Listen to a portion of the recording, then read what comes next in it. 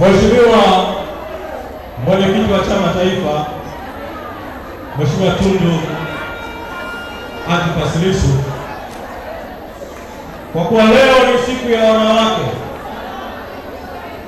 nifuate itifaki ya siku ya leo. Mheshimiwa Mwenyekiti wa wanawake, Mheshimiwa Sharifa, waheshimiwa viongozi wote, kwa heshima ya muda niseme tu wote heshima kwenu. Awali ya yote namshukuru Mwenyezi Mungu kwa baraka na neema ya siku ya leo. Wimbo wa kwanza ambao tumeuimba sana kwenye mkutano mkuu wa chama kuanzia mikutano ya mabaraza ni wimbo, lakini ni kiapo, ni sala. Na hapa naahidi mbele ya Mungu, Chadema nitakulinda mpaka kufa. Sasa nataka kuwaambia wakina mama ambao nyinyi mna uzoefu wa ulinzi kutokana na uzoefu wa uzazi. Unatunga mimba, unailinda kwa miezi 9, unajifungua kwa uchungu, katikati ya uchungu unamlinda mtoto asiumie, atoke salama. Alafu akizaliwa unamlinda kuanzia akiwa mtoto mchanga, unamlea mpaka akifikishe umri wa utu uzima. Usiku na mchana unamlinda na hatari zote. Nyinyi kwa kweli katika siku hii yenu nataka kuwaambia mna uwezo mkubwa sana wa ulinzi. Sasa taasisi hii ambayo mmeapa kuilinda iko katikati ya mashambulizi makali.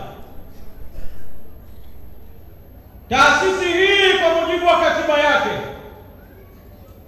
imeundwa ikiwa na dhamira ya kushika dola, ndio lengo kuu. Taasisi hii ni chombo cha kiuchaguzi na chombo cha kiuongozi cha maendeleo na maisha ya watu. Sasa chaguzi za mwaka 2019 serikali za mitaa na chaguzi ya mwaka 2020 chaguzi mkuu na uchaguzi wa mwaka 2024, zote hizo ziliitwa uchaguzi, lakini kimsingi hazikuwa uchaguzi. Kwa sababu hazikuwa uchaguzi, mali ya thamani kubwa zaidi kwa nchi ambao ni uchaguzi wa kupata viongozi ambao watashughulika na mali zetu na maisha yetu, mali zenu na maisha yenu na ya watoto wenu. Hiyo mali kuu ya thamani kuliko zote, rasilimali kuu ambayo ikichezewa rasilimali nyingine zitaporwa, iwe madini, iwe ardhi, iwe bandari, iwe misitu, iwe haki. Hiyo mali ya thamani kubwa kweli imeporwa kwa vipindi vitatu, na sasa kuna dalili zote za wazi kwamba serikali ya Rais Samia ina dhamira ya kupora rasilimali hiyo, haki hiyo, mali hiyo kwa mara ya 4. Sisi viongozi wenu kupitia kamati kuu tarehe 2 mwezi Desemba, baraza kuu lilopeleka hoja kwa mkutano mkuu tarehe 21 mwezi Januari, kupitia kamati kuu tarehe 4 Februari, kupitia tamko lilotolewa na mwenyekiti wa chama kwa niaba yetu sote kwenye hotuba ya taifa tarehe 12 mwezi Februari, kupitia msisitizo uliotolewa na mwenyekiti na sisi viongozi wakuu wengine katika mazungumzo na wahariri tarehe 2 mwezi Machi tumelieleza taifa na tumekieleza chama nchi nzima. Sasa uporaji wa rasilimali hii muhimu ni mwisho. Haki hii muhimu ni mwisho. Na kwa sababu hiyo, ajenda kuu zaidi ya chama kwa sasa, chama na mabaraza na vyombo vyake vyote, ni no reform, no election.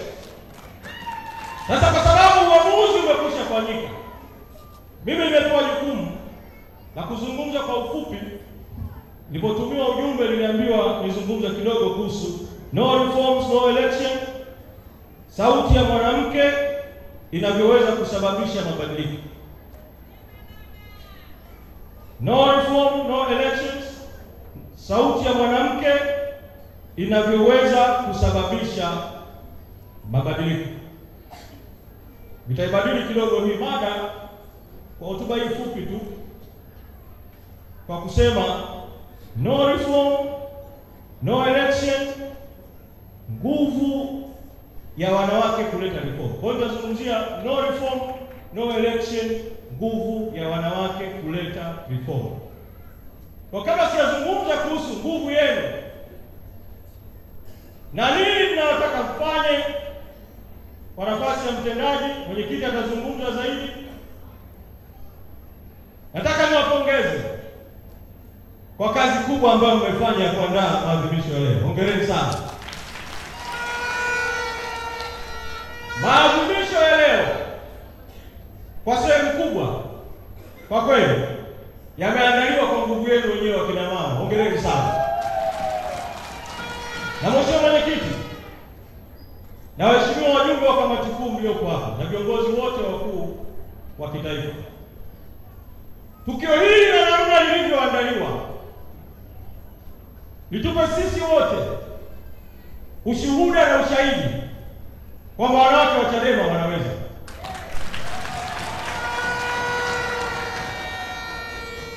Wakati tukisubiri sera ya jinsia na ujumuishaji ambayo sasa iko kwenye hatua ya rasimu iliyozinduliwa leo kwa ajili ya kuendelea kukusanya maombi, zipo hatua ambazo tunaweza kuzichukua bila kusubiri. Naamini wakati umefika sasa, kwa sababu bado kamati kuu inaendelea na kazi ya uteuzi. Wakati umefika sasa kwenye nafasi za wakurugenzi na wataalamu kuwatazama wanawake kwa affirmative action katika utumishi. Kwa hili ni pongezi kwenu na sauti yenu naamini viongozi wote tumeisikia. Lakini niseme vile vile kupitia mkutano huu kwamba mwaka 2023 mwezi Machi, siku kama ya leo, mlikuwa na maadhimisho na tulikuwa na maadhimisho Kilimanjaro. Na kwa sababu pengine ya dalili zilizokuwepo wakati huo, zilizokuwepo kwenye mazungumzo ya maridhiano, wengine wakiona matumaini, wengine wakiona mashaka, lakini BAWACHA mkafanya uamuzi wa kumpa rais tuzo, mkiamini kwamba ingempa motisha mwanamke mwenzenu, na alikuwa mwenyekiti wa chama Mheshimiwa Mboya akaitoa kwa niaba yenu kituzo ya BAWACHA, mtampa motisha, atafanya vizuri zaidi. Lakini ile motisha badala ya kuwa motisha imekuwa uharibifu zaidi. Na mimi naamini kwamba katika hatua hiyo viongozi wa BAWACHA mlilangaiwa na mwanamke mwenzenu, mlijilipiwa na mwanamke mwenzenu, na mkaamua kutoa tuzo mkiamini kwamba tutapata reforms, kutakuwa na uchaguzi huru na haki, demokrasia itapanuka zaidi ya kufunguka tu kwa mikutano ya hadhara na kuachiwa kwa wafungwa wa kisiasa na hakikisho la usalama wa wakimbizi. Lakini mwanamke mwenzenu mliyemwamini akawa mnafiki toka 2023, sasa ni 2025. Sitaki kuwa kwenye hili, siwezi kuwaelekeza, ila naweza kuwashauri. Kwa kweli anastahili kuvuliwa ile tuzo aliyopewa tarehe 8 mwezi wa 3 mwaka 2023, kwa sababu yale aliyoyaashiria hayakuwa kama alivyoyaashiria. Kwa hili nisemee tu by the way. Nizungumze kuhusu nguvu ya wanawake kuleta reforms kwenye mkakati wa no reform no election. Mimi naona nyinyi wakina mama na vijana wa kike, wanawake kwa ujumla wenu, wazee kwa vijana wa kike, mna nguvu kubwa tano. La kwanza, mna nguvu ya wingi, 51%, wanaume 49%. Mkiweka pembeni tofauti zozote, wanawake wote, sio ndani ya ukumbi huu, wanawake majumbani, wanawake wote, mkisema kwamba kwenye jambo la reforms za kuhakikisha uchaguzi huru na haki, tunataka reforms kabla ya uchaguzi, sauti yenu ni sauti kubwa zaidi, kwa sababu nyinyi ni wengi. Mna nguvu ya pili. Hata kama mngekuwa na wachache, lakini wanawake mna sauti kweli. Mna uwezo wa kupaza sauti, mna uwezo wa kupiga kelele, mna uwezo wa kulalamika. Na ukitaka kujua hilo, kila mmoja ajifikirie akiwa nyumbani au akiwa kwenye kikundi, taasisi fulani, alafu kwa kuna ugomvi kati ya mwanamke na mwanaume, nani anayeongea zaidi? Nani ana sauti zaidi? Mwanamke, si ndio? Wakati mwingine mna uwezo wa kuongea asubuhi mpaka jioni.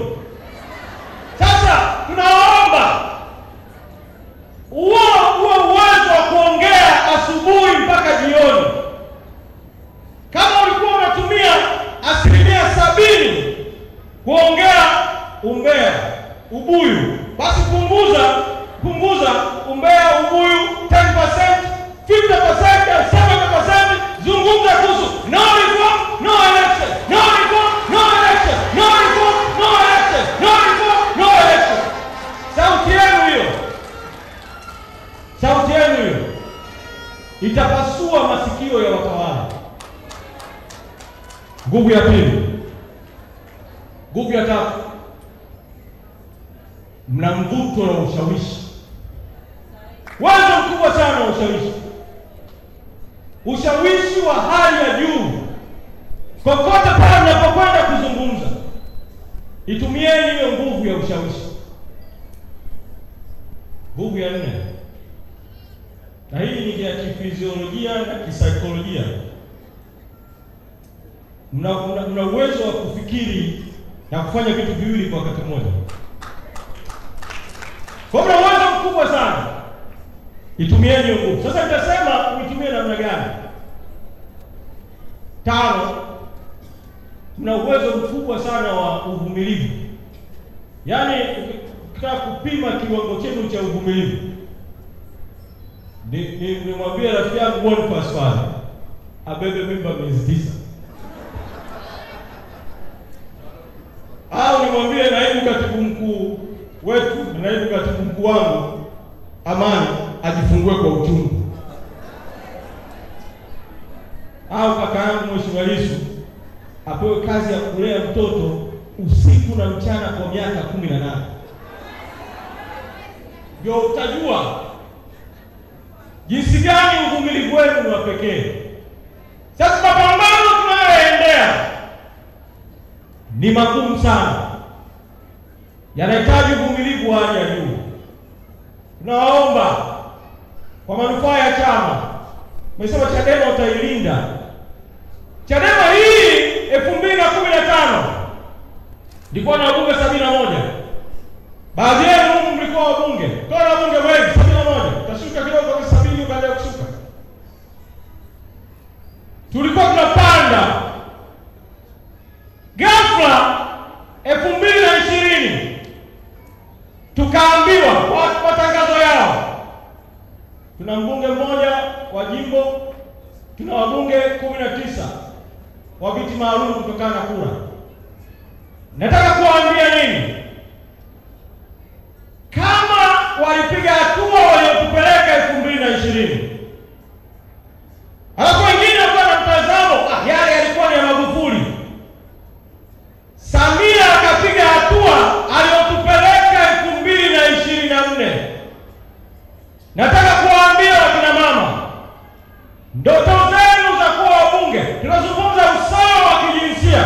Kama kungekuwa uchaguzi huru na haki, Chadema ndio chama kilisimamisha wagombea wa majimbo wanawake kuliko chama kingine chochote.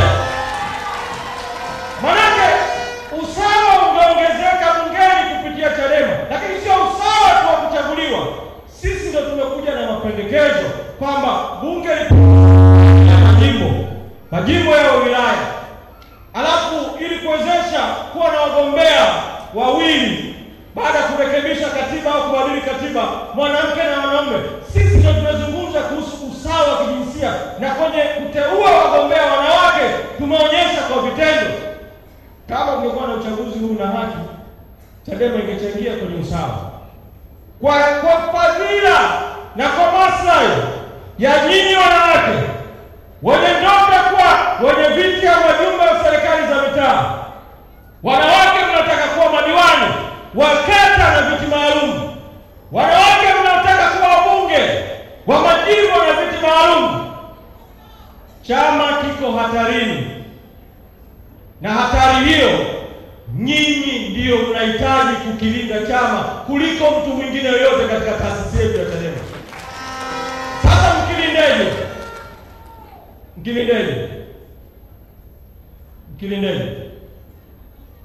Tarehe 3 mwezi wa 3 niliandikia waraka ujumbe wa ndani kwa wanachadema wote juu ya vipaumbele vyetu vitatu: Strong Together, tone, lakini kipaumbele kikuu kikiwa no reform, no election. Na msiseme hayo kwenye mkutano huu ambao uko live. Yale ambayo yako kwenye ujumbe ule mwafanyie kazi, lakini nataka kuwaambia live kabisa, na kama watawala wanasikia wasikie, jambo hili la mapambano ya no reform, no election si jambo la Mheshimiwa Lissu na timu ya uongozi wa taifa peke yake, ni jambo la wanachadema wote. Kwa sababu hiyo, sisi viongozi wa kitaifa hatuzuii wanawake. Mtakaporudi huko mnapokwenda, mkiamua kufanya matukio ya ndani ya no reform, no election, kafanyeni, msisubiri maelekezo zaidi ya taifa. Mkiamua kufanya mikutano ya hadhara, kafanyeni, msisubiri maelekezo ya taifa. Mkiamua kukutana na wadau, sisi tunakutana na wadau wa ngazi ya taifa, viongozi wa dini ngazi ya taifa, asasi za kiraia ngazi ya taifa, lakini taasisi ziko mpaka huko chini. Nyinyi katika maeneo yenu kutaneni na wadau, fikisheni ujumbe huo, no reform, no election. Natarajia jeshi hili la kina mama wote ambao mna account kwenye mitandao ya kijamii, baada ya maadhimisho haya, habari pamoja na picha zenu nzuri zilizopendeza, habari kuu ni no reform, no election, na habari hii iwe endelevu mpaka kieleweke. Natarajia mtakuwa na maandiko mengi sana ya no reform, no election. Mkitaka kufanya maandamano ya kina mama, iwe ni kuandamana kwenda eneo popote mnapotaka, mko huru, chukueni hatua, pambaneni. Mamlaka yako mikononi mwenu.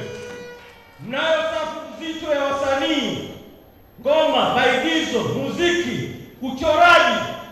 Tumieni vipawa vyenu ambavyo Mwenyezi Mungu alivyowapatia. ujumbe ni no reform, no election. Tutaka kufanya migomo ya aina yote mnayoiweza wanawake, fanyeni migomo.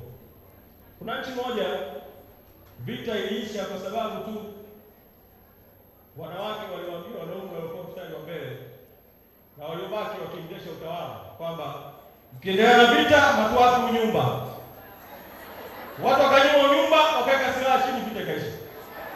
Anasema nimetolea mfano, lakini iko migomo ya aina nyingi ambayo wanawake mnajua namna ya kufanya kwa namna yenu. Fanyeni. Zungukeni kwenye vyombo vya habari. Zungumzeni. Mimi naamini ukisikiliza hotuba ya mwenyekiti ya tarehe 12 Februari, ukasikiliza hotuba ya tarehe 3 mwezi Machi, hizo hotuba mbili bila hata kusubiri ya leo, hizo tu peke yake unaweza kujua uzungumze nini. Zungumzeni ili sauti iwe kubwa kweli kweli. Saidieni chama kupata rasilimali. Nyinyi wenyewe jiungeni na tone tone. Lakini tumieni ushawishi wenu huko mitaani kuwashawishi watu kujiunga na tone tone. Na tukisema na tone tone, kuchangia rasilimali tone tone, hatumaanishi tu mtu kuchangia kwenye namba yetu ya M-Pesa ya kawaida au bank account. Anafanya hivyo, tunamshukuru. Lakini tunachokiomba zaidi ni muelimishe watu waingie kwenye mfumo wa tone tone. Vodacom, Airtel na mitandao mingine tuliyoitangaza. Huu mfumo mtu akiingia sio lazima awe na kadi ya wanachama. Kama akitaka wanachama atajiunga kupitia mfumo wetu wa kidijitali, atapata kadi. Lakini hata bila kupata kadi ya wanachama, mtu akijiunga kwenye huu mfumo wa tone tone anakatwa ama kila wiki au kila mwezi kwa kadiri yeye atakavyoamua. Mwezi ukifika hasubiri kuulizwa, mchango unakatwa papo, unachangia mapambano ya mabadiliko.